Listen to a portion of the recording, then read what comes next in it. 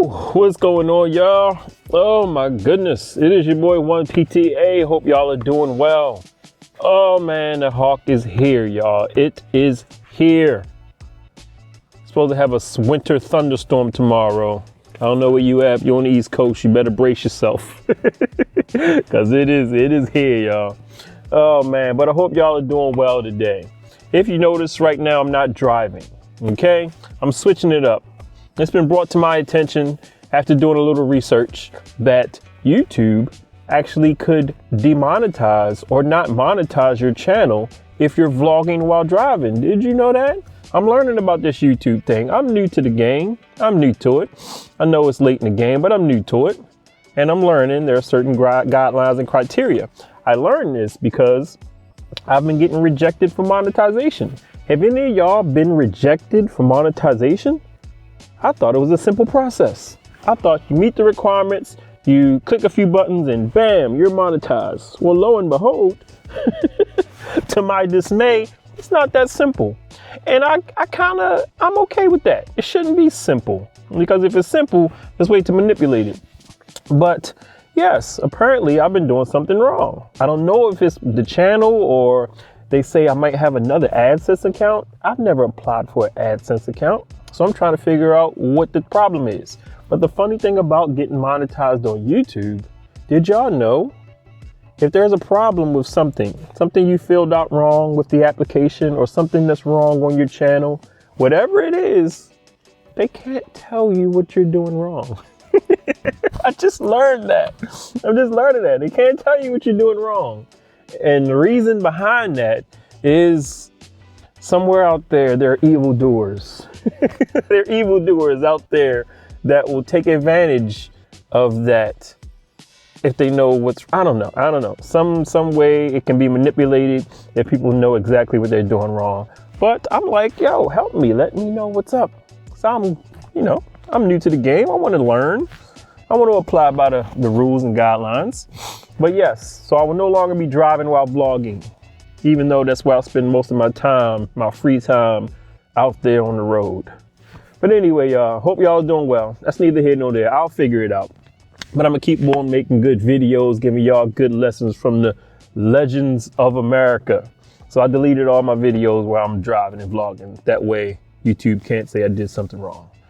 Come on, YouTube. I'm a shareholder. Treat me good. I even got a Pixel phone. I'm Team Pixel. Oh, man. But I hope y'all are well, man. I hope y'all are well. I had a truck driver today, y'all. Shout out to all my truck drivers out there if you're a truck driver. I love working with my truck drivers. Do you know what a lot lizard is? This is a phrase that the truck drivers use. A lot lizard. My brother actually taught me the phrase. He drove trucks for a few years, and he taught me about lot lizards. I didn't know what a lot lizard was, and he explained it to me. Apparently, let's say they are the ladies of the night at the truck stops. They call them lot lizards. So my patient said he drove trucks for 30-something years, and I asked him, I said, did you know what lot lizards are? And he was like, he looked at me, he started smiling. He was like, do you know what they are? I said, I heard about them. He was like, yeah. And you know what he said? He was like, he don't down them. He don't talk bad about them. He said they out there, they got to feed their family. So they out there doing their things. He said, it's a fair exchange. I said, okay, I'm not arguing with you, sir. I just wanted to know if you knew what they were. He was like, he got a little offensive. I said, I just want to know if you knew what they were. But I love working with my truck drivers, man. He said he hit some good truck stops over in Texas. I hear some good truck stops are in Texas. But cool guy. But today's video, y'all, I'm going to give you another lesson on simple living. Simple living. Remember, I always tell y'all, I work with the end of life. I hang out with people near the end of life. So I get a snapshot, a glimpse in all of their reflections of yesteryear and past years. So a lot of times they sum things up for me. And I love it. I'm here for it. I'm here to listen. But let me give you an example. You know what the American dream is. What would you say the American dream is? I would say the American dream is have a family, get a good job, make a decent living, buy a house, pay for that house, get out of debt, don't have any debt, retire, have a nice fat pension, and live out the rest of your years comfortably, right? I would say that's probably the American dream. Nice house, picket fence with the dog and all of that stuff. American dream. That's probably how you picture it, right? Now, I had somebody who had a nicer version of the American dream. I had a patient in her late 60s who inherited a house at in her early 20s. Not many people inherit a whole house in their early 20s. Inherited a house, okay, from a family member. Never had a mortgage. Okay? Never had any children. So had a house free and clear, no children. Had a decent job too. Actually worked in healthcare. But we fast forwarded, and I asked her how was that experience, inheriting a house. And that's when she just broke it down to me. She said, yes, I inherited a house, but I've been there for, almost 40 something years. She said in 40 something years, I've probably spent over $300,000 on maintenance and upkeep. She said new roof twice. She said driveway done a few times. New basement remodeled, kitchen remodeled. She just naming all this stuff. New washer, dryer, central air, all of these things that she had done to the house. And a lot of it probably wasn't needed. A lot of it probably was her wanting to do it. But she said all in all, she probably spent over $300,000 on that house. So in a sense, she bought that house that she inherited. This is the way she put it. Yeah, I probably ended up buying a house, even though I didn't buy the house. I said, yeah, that's what it sounds like. But while she had that house given to her, she had extra cash flow. So that's why she did a lot of the extra stuff. Did an add on to the house and everything. But she also bought rental properties. She had 2 rental houses, had them for over 30 years. She said those places were a headache. This is why I never want to be a landlord. She said they were a headache. She said people, this was her words. She said people be dirty. I said, what? She said, yeah, people be dirty. She said, and then I had to replace stuff in there, hot water heaters, and she just naming all of this stuff. I had to get a roof for these 2 places too. She said it's been more of a headache than, something good to her. But she said now that she looks back, what she would have done if she could have did this whole thing over, if she would have inherited that house, she probably wouldn't have got all the extra stuff added onto it. Probably would have kept it simple. Wouldn't have got the rental property. She said she regrets doing that because it's been more than a hassle, even though it's made her money from rent money, but she said if she could go over, she wouldn't do it. And she actually said that after she did all the renovations to that house that she's still in, that she inherited, she said she probably would have, if she can go back, she would have sold it and bought like a, what did she say? She said, I will get a trailer. She said, I would get a tiny house or a trailer, something simple. She now wants to simplify later on. After going through all of that, and she had a lot of cars too. She was a car lady. She was a big car lady. Had a few sports cars. At any given moment, she had about 4 cars and a motorcycle. She was into motorcycles. So she had all the toys, the American dream and all the toys. But you fast forward now at late 60s and going through a little health, issue. Not bad, but I'm not gonna say she regrets it. She would have done it differently.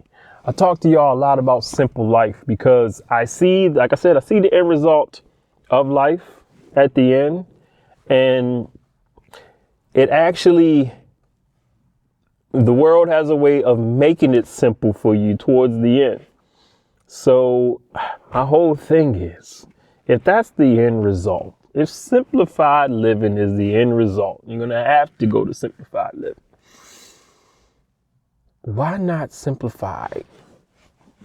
Simplify early. Do you feel what I'm saying? I'm not saying don't enjoy anything. I'm not saying don't have good times. No, I'm actually saying yes.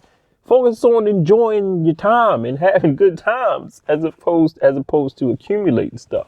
Because I see it time and time again. And it's just another example of somebody who just looks back and wishes they didn't do all this stuff. That's why I said I never want to be a landlord. I'd rather invest in real estate investment trusts. If y'all don't know what that is, look it up. REITs, R-E-I-T, real estate investment trusts. I do not want to be a landlord. I really don't. And I want to have a smaller place, something more simple. And y'all know how I feel about cars. I deleted the video about cars. I might redo it. All the videos I did, all the lessons. I hope y'all learned some good lessons from those videos that I had to delete. I probably didn't have to delete them, but I just deleted them because I don't want YouTube looking at me crazy because I'm driving and vlogging. But y'all know what I feel about cars, man. Cars are just little boxes with wheels that get you from A to B. But yeah, yo, this is just another lesson, yo. Another lesson of someone who, like I said, she did the American dream, and this is okay for her. But she wishes that she had done a little bit differently. And there's nothing wrong with that life she had. Nothing wrong with it. It's just accumulation. More and more. And then you look back and it's like, wish I would have switched it up. So it's just part of the game, y'all. I tell y'all about the game, man. This is just a game. It's a Monopoly game. And you are playing the game whether you like it or not. So you just get to choose how you play the game. And you can win. You know, she's a winner. She's a winner. She just wishes she took a different path through the game. You feel what I'm saying? You a player in the game. We're all players. You a player in this Squid Game. This is Squid Game. It's just not as violent, but it's daggone right. It's a Squid Game. And your player number, you know what your player number is. You know what it is. You wondering what your number is? You know what your number is. It's 9 digits. That's your player number. I know my 9-digit number. You know your 9-digit number. You know it by heart. That's your player number. That's your number for the game. So you get to choose how you play the game. In the finish line, you get to the end in your later years and you come see somebody like me for therapy, you know, you're going to reflect on how you played that game. So what I encourage you to do is, you know, think about how you're playing that game. Think about how you want to go through the game playing it. You want it to be simple, or you want to get to the end of the game and look back and wish you would have made it simple. I don't know. I think I want the rest of my game to be simple. Let me know how y'all feel in the comments. But anyway, y'all, appreciate y'all for coming through. Hope y'all got something out of the videos that I deleted. I hope I'm helping you think a little bit about your future self. I hope you're learning lessons from the older generation. If you missed any of them, man, I deleted them easily without any hesitation because I know I have so many more. These things just come on a real daily basis. I don't have enough time to talk to y'all about the things I learned from the greatest generation, the legends of America. But anyway, y'all, I appreciate y'all for coming through. Y'all be cool, be safe, stay warm, get your shovels out, get ready for the snow because it's on its way. And I will holler at y'all in the next video. All right, y'all.